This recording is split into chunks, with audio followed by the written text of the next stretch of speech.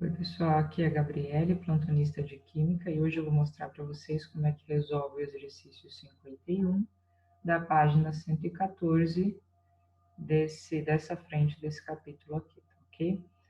Toda vez que a gente vai fazer um exercício de geometria molecular, é importante ter algumas coisas em mente, tá? A primeira delas é saber desenhar a estrutura de Lewis, que leva em conta os elétrons da camada de valência, e apenas os elétrons da camada de valência, tá?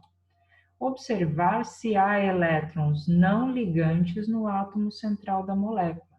Elétrons não ligantes são elétrons que não fazem a ligação covalente. Por quê?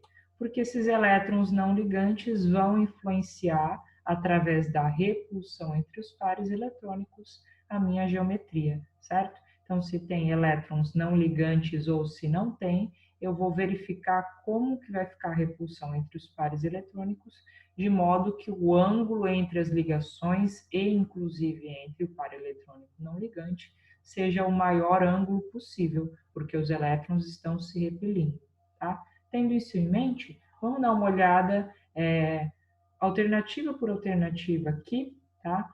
Como essas moléculas se enquadram nisso que o exercício está perguntando, tá? A primeira molécula tem que ter uma geometria linear, tá? E eu tenho essas três opções aqui: SO2, BeH2 e CO2 como possível resposta para a geometria linear, tá? O SO2, fazendo a estrutura de Lewis, eu já fui um pouquinho mais rápido, ele apresenta um par de elétrons não ligante, ok? E isso faz com que haja repulsão entre as ligações, tá? Um detalhe que esse desenho que eu peguei aqui, ele não representa os elétrons não ligantes, que eu vou representar aqui, do oxigênio, tá? Esses são os elétrons não ligantes do oxigênio, mas eles não influenciam a geometria da molécula, o que influencia são os elétrons não ligantes do átomo central. Esse par de elétrons, ele aplica uma repulsão sobre as ligações, de modo que eu tenho esse ângulo aqui, certo? Vou apagar aqui para a gente não... Então, essa molécula é uma molécula angular, tá? Então, eu já sei que não é essa alternativa, uma vez que o exercício pede alguém que seja linear. Tá?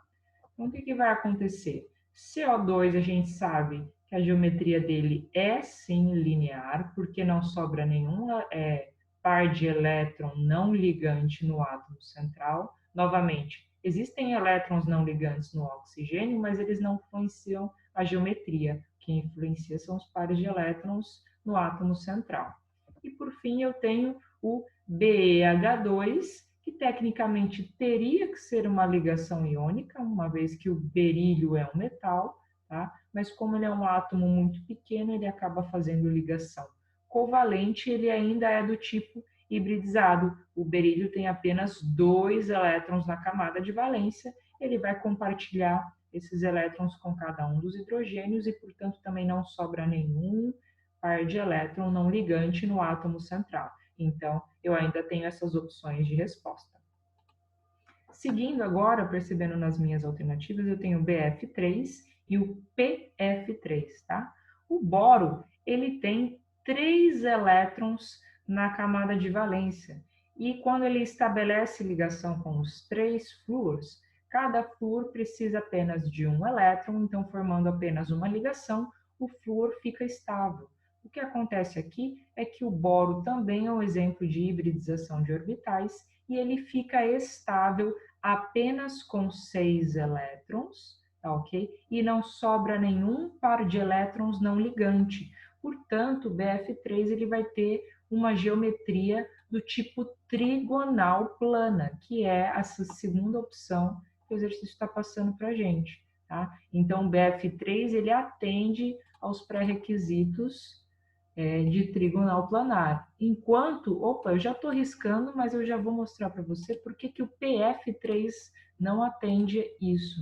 Percebe? O fósforo, ele é da mesma família que o nitrogênio, portanto, ele tem 5 elétrons na camada de valência. O flúor tem 7, portanto, ele precisa apenas de uma ligação para se estabilizar com 8.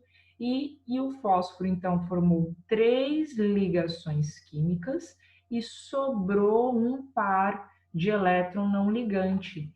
Esse par de elétron, ele vai repelir as minhas ligações químicas para baixo, o que não aconteceu com o BF3. Por isso que PF3 é piramidal e não trigonal plana, certo? Bom, por isso que eu risquei aqui essa diferença entre o BF3 e o PF3, tá? Seguindo o nosso exercício aqui, PF3 é piramidal, certo? NH3 também é piramidal, porque nitrogênio é da mesma família que o fósforo. O hidrogênio precisa apenas de um elétron para se estabilizar. Então, essas duas opções ainda estão dentro. E, por último, eu tenho o SiH4, que eu acabei esquecendo de pegar a representação, mas seria algo do tipo assim. O silício, ele pertence à mesma família do carbono, tá? Então, portanto, ele precisa de 4 ligações para se estabilizar. Então, ele fica muito semelhante ao CH4, certo? Ele teria uma geometria desse tipo, que é uma geometria tetraédrica. Tá? Então, a resposta correta é a B. Vou mostrar para você por que não é o SF4, tá? Infelizmente, esqueci de pegar o desenho dessa molécula, mas tudo bem. Deixa eu apagar aqui, para não ficar sobreposto. Olha o SF4. Quando eu faço a estrutura de Lewis, eu percebo que sobra um par de elétrons não ligantes no enxofre, tá? E a melhor opção de ângulo entre as ligações e esse par de elétrons não ligantes seria algo desse tipo aqui, que a gente chama de geometria do tipo gangorra, tá? Então, ela não é uma geometria tetraédrica, embora tenha o mesmo número de átomos que o SiH4, porque esse par de elétrons ele acabou afastando, tá ok? Por isso que a resposta desse exercício é o item B. Queria mostrar para vocês também, para a gente encerrar essa resolução. Vou deixar o link aqui, tá? Se você entrar nesse site, PET Colorado, Química, Geometria Molecular, ele tem um simulador de geometria de todas essas moléculas. Você consegue visualizar elas e, inclusive, brincar com elas, percebendo esse fenômeno da repulsão dos pares eletrônicos, tá ok? Espero ter ajudado vocês. Bons estudos!